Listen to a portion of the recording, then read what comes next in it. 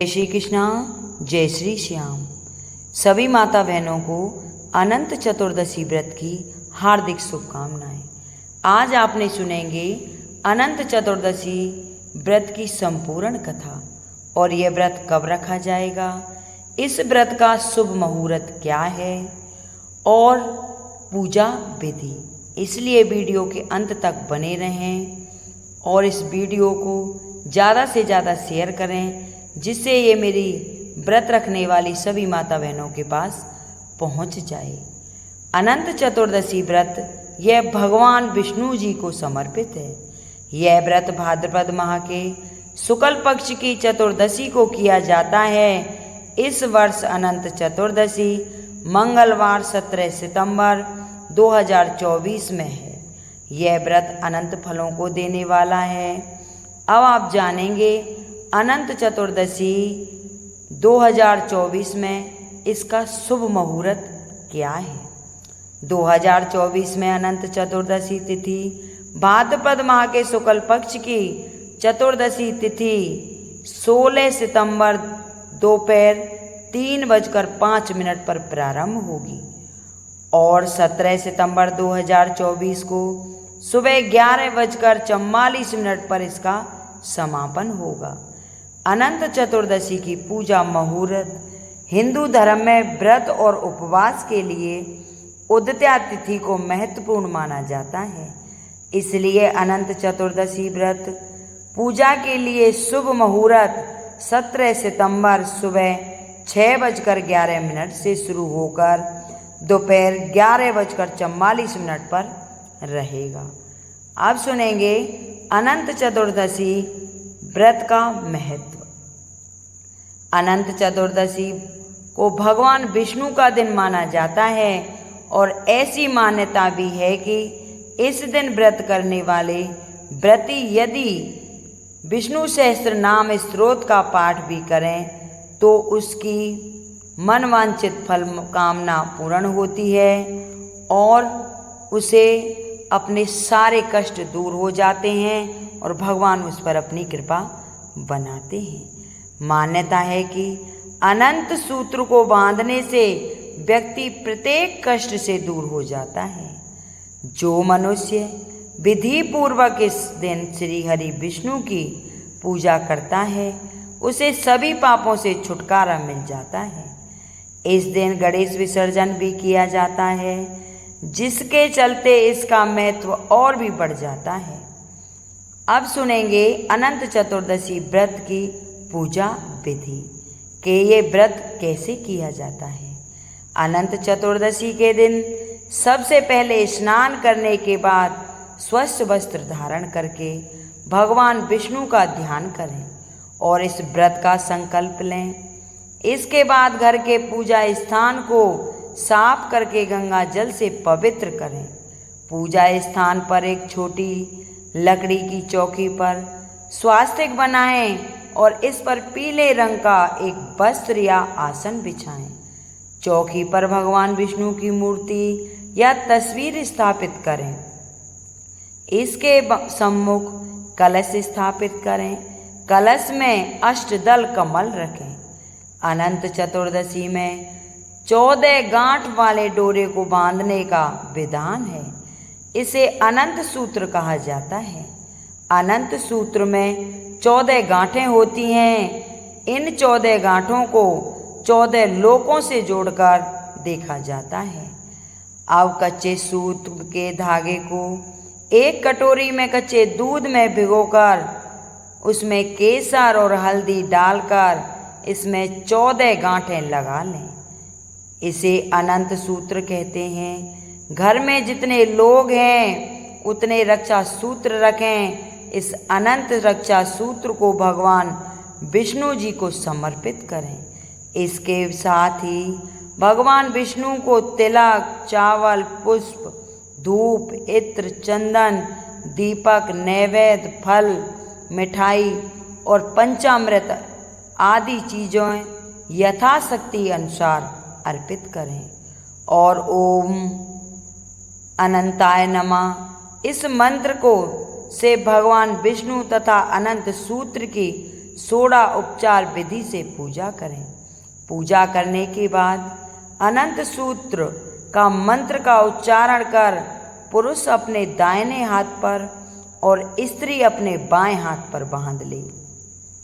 अनंत चतुर्थी व्रत कथा का पाठ करें और परिवार के सदस्यों को भी सुनाएं। इसके बाद भगवान विष्णु की आरती करें और प्रसाद वितरण करें। करसरिया परिवार प्रसाद ग्रहण करें। अब सुनेंगे अनंत चतुर्दशी व्रत कथा। कथा प्रारंभ करने से पहले सभी माता बहनों से अनुरोध है कि कमेंट बॉक्स में जय विष्णु भगवान की जरूर लिखें। बोलो विष्णु भगवान की जय। द्वापर युग में जब पांडव कौरवों से चौपड़ में अपना सर्वस्त्र हार चुके थे और शर्त के अनुसार उन्हें 12 वर्ष का वनवास भोगना पड़ा था। वन में रहते हुए सभी पांडव, उनकी पत्नी द्रौपदी अनेक कष्ट सह रही थी। एक दिन जब भगवान श्री कृष्ण उनसे मिलने वन पहुँचे तो श्री कृष्ण को देखते ही युधिष्ठिर ने अपनी व्यथा उन्हें सुनाई और दुख दूर करने का उपाय पूछा। तब श्री गोविंद ने कहा कि हे धर्मराज, आप अनंत भगवान की आराधना करें। आपको अनंत भगवान को प्रसन्न करने के लिए अनंत चतुर्दशी का व्रत विधि विधान से करना चाहिए। इस व्रत के प्रभाव से आपके सभी पाप नष्ट हो जाएंगे और सारा संकट दूर हो जाएगा। यह व्रत करने से आप सभी लोकों में विजयी होंगे। श्री कृष्ण ने उन्हें एक अनंत चतुर्दशी की व्रत कथा सुनाई। सतयुग में एक वशिष्ठ गोत्रीय मुनि सुमंतु थे। उनकी पत्नी का नाम दीक्षा था और उनकी एक सुंदर कन्या थी जिसका नाम शीला था। शीला के थोड़ी बड़े होने पर उसकी माता दीक्षा का निधन हो गया। दीक्षा के निधन होने के बाद सुशीला के लालन पालन के लिए सुमंत ने करकसा नामक एक दूसरी स्त्री से पुनर्विवाह कर लिया। लेकिन भाग्य का खेल देखिए, करकसा को सुशीला बिल्कुल भी प्रिय नहीं लगती थी। सुशीला अपनी सौतेली माँ के व्यवहार से बहुत दुखी थी, लेकिन वह असहाय थी। जैसे जैसे सुशीला बड़ी होने लगी, ब्राह्मण सुमंत को अपनी पुत्री के विवाह की चिंता सताने लगी। उन्होंने वेदों के ज्ञाता श्रेष्ठ मुनि ऋषि कौंडिल्य से विनती की कि वे उनकी गुणवंती कन्या से विवाह करें। ऋषि कौंडिल्य ने उनकी विनती स्वीकार की और सुशीला से विवाह कर लिया। जब सुशीला अपने पति कौंडिल्य के साथ ससुराल के लिए विदा हो रही थी तो करकसा ने एक बक्से में बहुत सा ईंट पत्थर भरकर उसके साथ भेज दिया। कौंडिल्य मुनि सुमंत मुनि की कन्या के साथ विवाह करके अपने घर लौट रहे थे। तब थक कर वह मार्ग में यमुना नदी के किनारे ठहर गए। जहाँ वे ठहरे वहीं पास में कुछ स्त्रियां अनंत भगवान का पूजन कर रही थीं। नव विवाहिता सुशीला ने उनके पास जाकर उनसे इसके बारे में पूछा।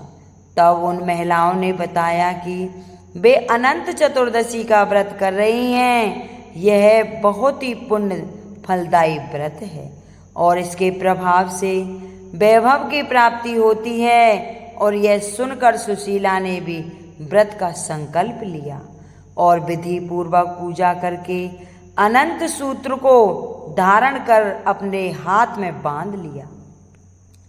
सुशीला के घर आते ही इस व्रत की महिमा से ऋषि कौंडिल्य का घर धन धान से भर गया और उनके घर में सुख समृद्धि का वास हुआ। एक दिन कौंडिल्य ने ससुराल से मिले हुए बक्से को खोलकर देखा। उसमें रखे ईंट पत्थर को देखकर अत्यंत क्रोधित हुए और शीला के हाथ में पीला धागा बंधा देखकर उसने यह समझा कि उसे बस में करने के लिए सुशीला ने कोई यंत्र बांधा है। ऐश्वर्य के नशे में चूर कौंडल्य मुनि ने उसे तोड़कर अग्नि में फेंक दिया, जिसके परिणाम स्वरूप कुछ ही समय में उनकी स्थिति दीनहीन हो गई। इसके बाद ऋषि कौंडल्य का सारा वैभव और सुख धीरे धीरे नष्ट हो गया। इससे विचलित होकर उन्होंने अपनी पत्नी सुशीला से इसका कारण जानना चाहा। तब सुशीला ने उन्हें उनकी गलती से अवगत कराया। अपनी गलती को जानकर ऋषि कौंडल्य मन की ओर निकल पड़े और निराहार रहकर भगवान का स्मरण करने लगे। वहाँ वन मार्ग में उन्हें एक आम का वृक्ष, गाय, बैल, पुष्करणी, एक हाथी और एक गधा मिला। इन सभी से कौंडल्य ने पूछा कि क्या उन्हें भगवान अनंत मिले? सबने एक एक करके मना कर दिया। तब ऋषि कौंडल्य ने हताश होकर अपने प्राण त्यागने का निश्चय किया। जैसे ही कौंडल्य अपने प्राण त्यागने वाले थे, तब भगवान अनंत उनके समक्ष एक वृद्ध ब्राह्मण का रूप लेकर उनके सामने आए और उसका हाथ पकड़कर अपनी पुरी ले गए। उस पुरी का वैभव और शांत वातावरण देखकर कौंडल्य को बड़ा संतोष हुआ और उसने वृद्ध ब्राह्मण से पूछा, भगवान आप कौन हैं और यह कौन सी नगरी है? यह सुनकर प्रभु ने अपना वृद्ध ब्राह्मण का भेष हटा लिया और शंख, चक्र, गदा एवं पद्म धारण किए हुए चतुर्भुजी विष्णु के ब्राह्मण स्वरूप में दर्शन दिए।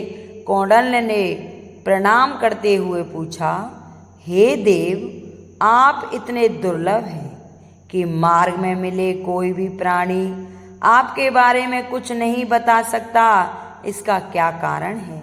तब श्री भगवान अनंत देव ने उन्हें बताया कि वन में उन्हें जितने भी प्राणी मिले वे सब पूर्व जन्म में पाप कर्मों के कारण अपने वर्तमान स्वरूप में हैं। जैसे वह वृक्ष पहले एक घमंडी ब्राह्मण था जो अपने शिष्यों को पूरी विद्या नहीं सिखाता था।